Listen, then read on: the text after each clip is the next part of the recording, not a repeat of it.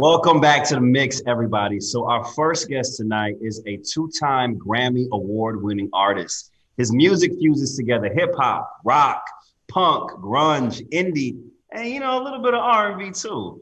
I love his vibe so much that I personally had to suggest him to our producers to have him on the show. Now he recently released his newest project, Land of Nothing Real 2. And he's riding his own damn wave to superstardom. Let's welcome my fellow Aries brother, Lonr, into the mix. Yeah. Oh, what's good? What's good? Man. You an Aries? You an Aries, bro? What day were you born? April 4th. April 4th. Word. I'm on the 19th. Hey. 19th gang in the building, August 19th. 19. 1919. Let's go. Yeah. Aries is the best sign in the zodiac. Okay, Con. Get to the interview now. Let's just get to the interview. Okay, so we're catching you right after your show at Rolling Loud on Saturday. Now, we've had a few guests here on the mix who also performed, like Young Baby Tate, Duke Deuce, and Tusi. Now, was this your first Rolling Loud? Yeah, this is my first show. This is my first performance ever. It was first one. Crazy. Wow. No, that's legendary. No.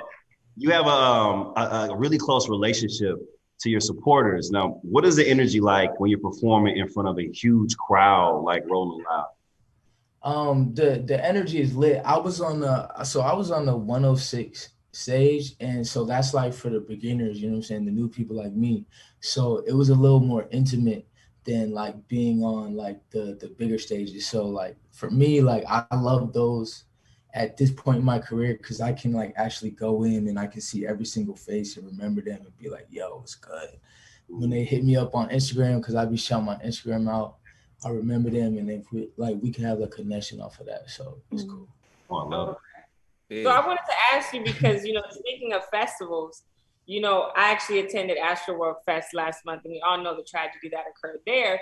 So did you see a change in how, the Rolling Loud Festival went down this weekend with mosh pits and crowds? And has that affected your show in any way? Because you said you go into the crowd and things like that. So has that affected? I mean, I think really it's just made people a little more cautious, like especially the artists performing, they're a little more cautious about what's going on, like just being more aware about people's safety, because you're there to rage, you come there to do something that could harm people and could put people in danger. So to just be more aware and be more cautious, I think is what we gotta do. Absolutely. Yeah, no doubt. But I want to dig into your music. And like Anton said earlier, you really can't put your sound in a box or in a certain genre. So I want to know, who are some of the artists that you connected with and who influenced you and your sound?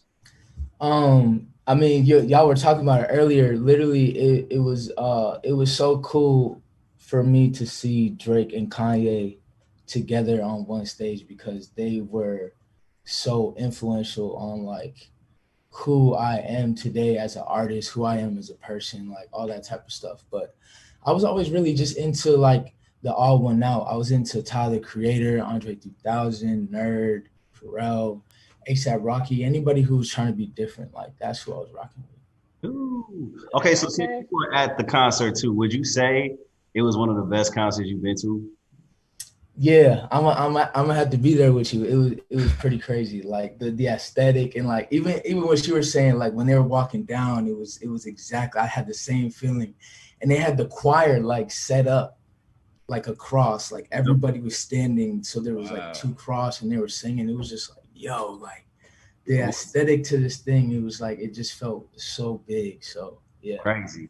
Okay, so now you're one of the only Black artists that pop into my mind when I think of your sound. Do you find it difficult to be one of the only Black artists in the lane that you're in musically?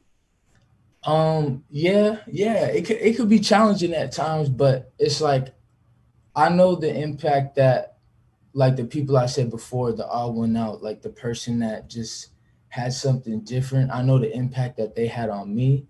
And it's worth it, because I feel like I can pass that torch, There's a spark, there's a flame, and if I can make that happen for somebody else, then you know, that's all I can have for it. Well, ladies and gentlemen, I gotta just say, because y'all always be talking smack on here about sliding into people DMs and thinking it's more than what it is. If it's a male versus woman, female, it's like we had Joy Crooks on the show last week, right? And I slid and I told her, keep going, shining bright.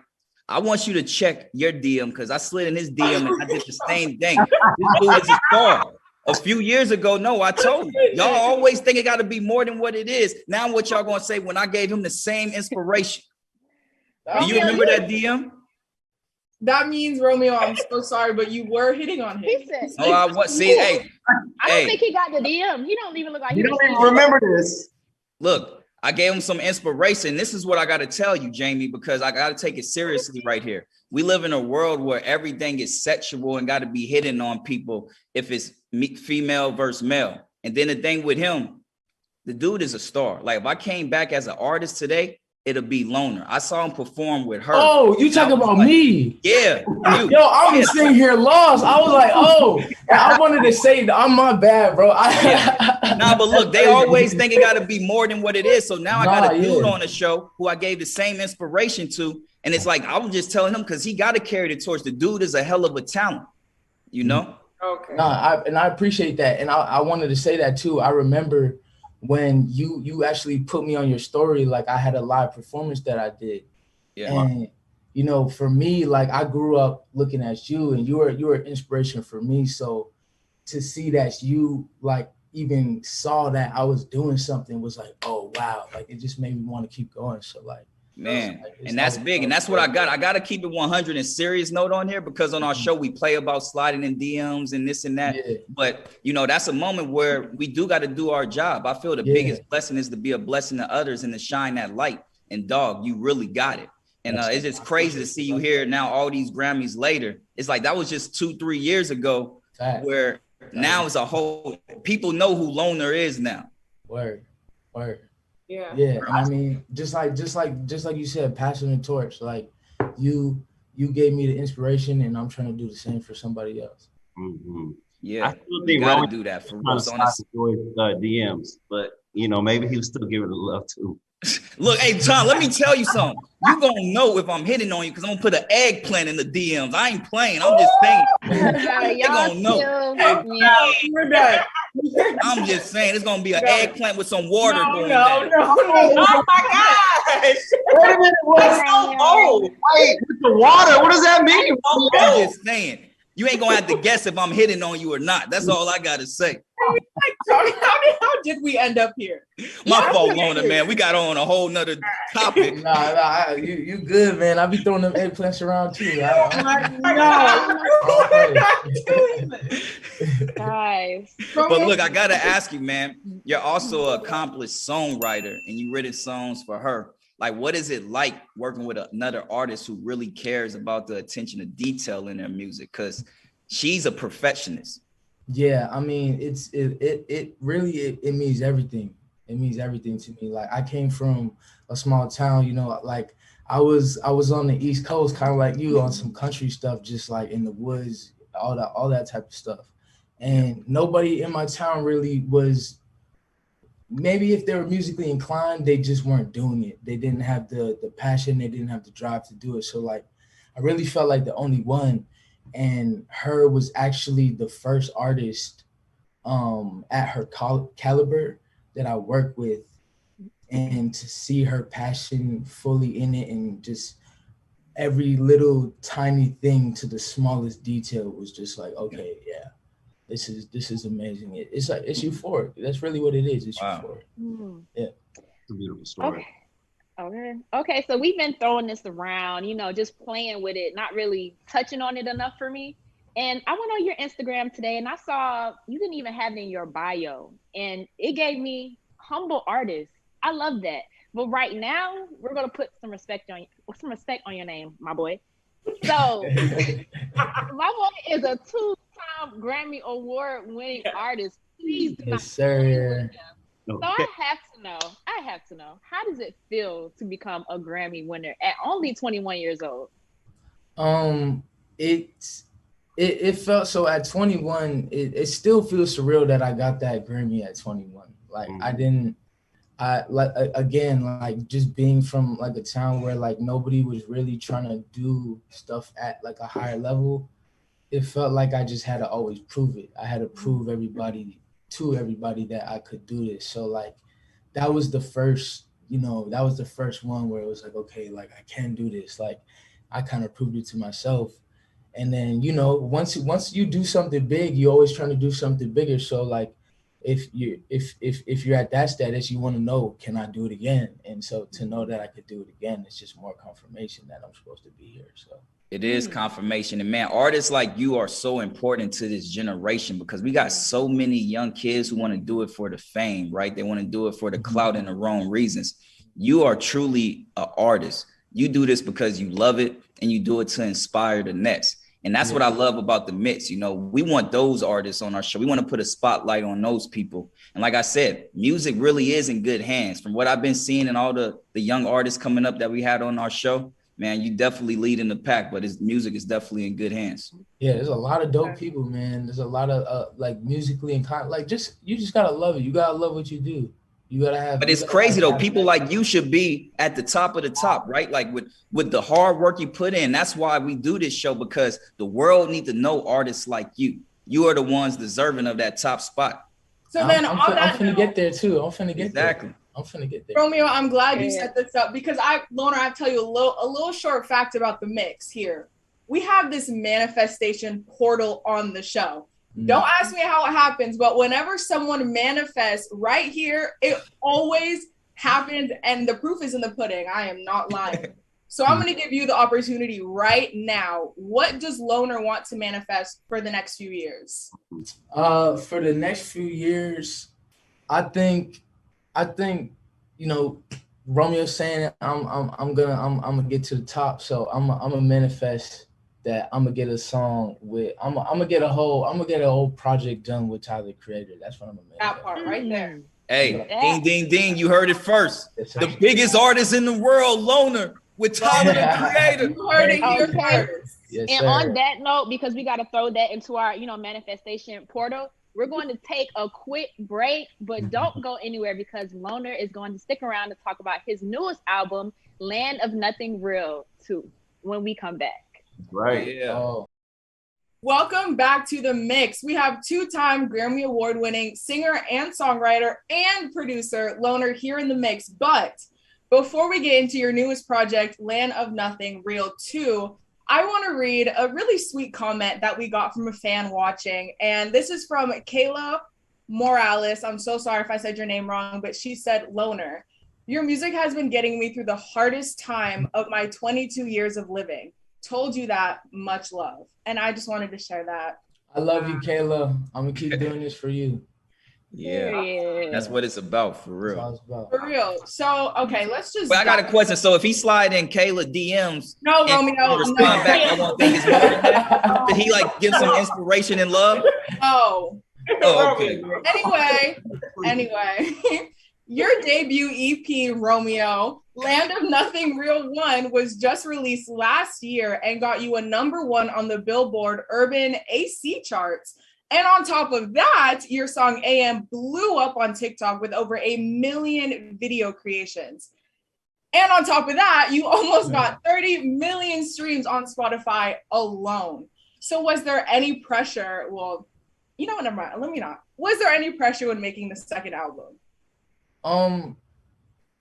I wouldn't really say there was pressure, because I feel like pressure has like a negative connotation to it, but it was more of a challenge. And every time I get into the studio, it's like that's like my playground. It's like, when you're in elementary school, you got class and then it's recess time. Like every time I got a studio session, that's what it feels like. It's my therapy. So to get in there and to have that challenge to top the next, it was just like, all right, let's get to it. Let's get to work. Well, what was your thought behind titling the album Land of Nothing Real 2 instead of naming it something totally different? So, I mean, it's kind of a little complex, but I have pretty much two ideas behind my name. And for those who don't know, Lonr is the acronym Land of Nothing Real. And the first one, what I was pushing behind it was that the land of nothing real is your imagination. It's your ideas. It's all the stuff that you haven't made come true, and that is a reality that you can make reality. So, it was really just showing them that my land of nothing real was my creativity, my imagination, and my music, and that's what I made possible. And I wanted my fans to know that you can do whatever your passion is. Excuse me. You can make that possible too. So for Land of Nothing Real 2 was kind of the outside of that. And when you come into making your dreams reality, you're gonna come into the outside world, and it's gonna test what you want to make possible. And I look at that as the Land of Nothing Real. You know what I'm saying? Like let me ask y'all, when you go on social media, when you go on your TikTok, when you go on Twitter, when you go on Instagram, it's like, how often do you really feel like what you're looking at is authentic? Like it's really real. Almost never. You know what I'm saying? It's why we need artists like you, because your voice, man, it's like you get it. Because the younger generation had to realize that even this amazing platform, social media, it isn't real. What is real is what's in your heart. Because guess what? At the end of the day, who are you if we take away social media and all of these platforms? Are you still going to be happy if that's taken away? Yeah. And you're somebody who's so conscious of that, where it's no pressure for you to make your second album because you know this is what you're born to do. Right. That's just the truth. It's my passion. It's my love. And yeah, it's like, shoot, like, man, you hit it on the nail, bro. You hit it on the nail, literally. Yeah. So it's like the Land of Nothing Real 2 is just like looking at this everything, looking at this land, looking at everything before us, and really just speaking into that first Land of Nothing Real, and making sure that you're strong within that, making sure the internal is strong, making sure that every decision is yours, truly. You know, everything that you want to do is driven by your passion and your instincts. So. Exactly. So let me ask this. What is your current favorite song off the album, and which song do you feel is most personal to you? Every time I drop a project, it kind of just changes on my mood. But right now I'm in a rent-free mood. I'm in a rent-free mood right now. And I guess the most personal would have to be Hi Lonr. Yeah, that's to all the loners. That's to anybody who feels like they don't have a space where they're comfortable. They don't have a space where they're heard. You know what I'm saying? That space is right here in the Land of Nothing Real. Yeah. Well, I like Rent Free a lot. So. Okay. Yeah, Rent Free. Let's go. Before we let you go, we want to do our rapid fire game with you. So let's get into the mix minute. Let's go. Yeah.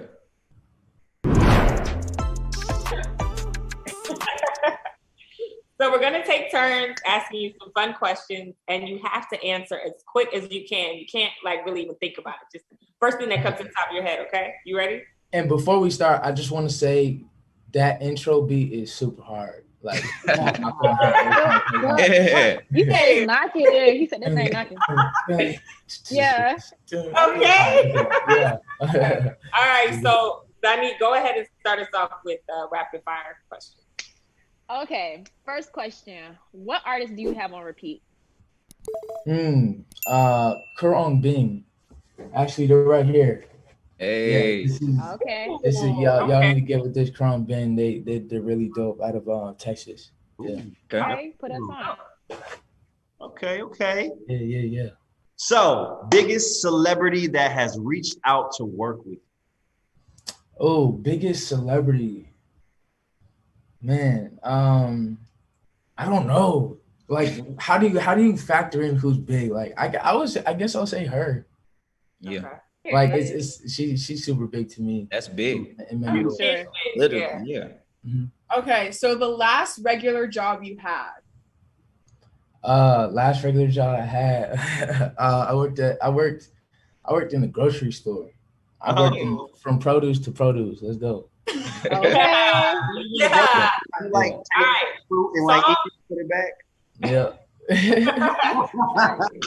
Song or artist that you're embarrassed to admit you love?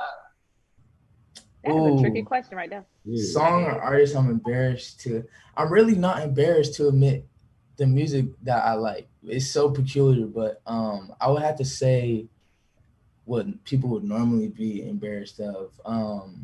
Beach House. No. Yeah, I guess. Yeah, Beach House. Yeah, Beach House is hard. All right, we got to get to the last and final one. What's the realest line you ever wrote? Realest line I ever wrote would have to be. That's tough. I know you got a lot of lines going in there. Got a lot of lines in my head right now. I would have to say. Well,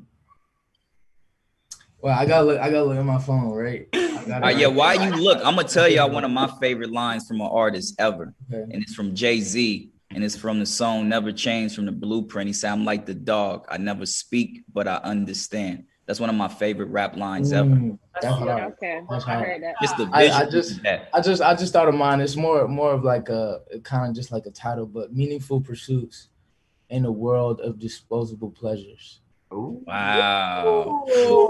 Man, you can write a poem to that. It's getting deep in here. But look, on that note, we got to take a break. But I want to thank my brother, the talented Lonr, for getting into the mix with us tonight. Make sure y'all go download and run up his newest album, Land of Nothing Real 2. And I already followed him up on IG, so y'all need to go do the same. Go hit him up on IG, hit the follow button so you can keep up to date with his upcoming appearances and projects. But guess what? We'll be right back here with more on FOXSOUL, and we appreciate you, man. You're the leader of the new school. Real. Thank you.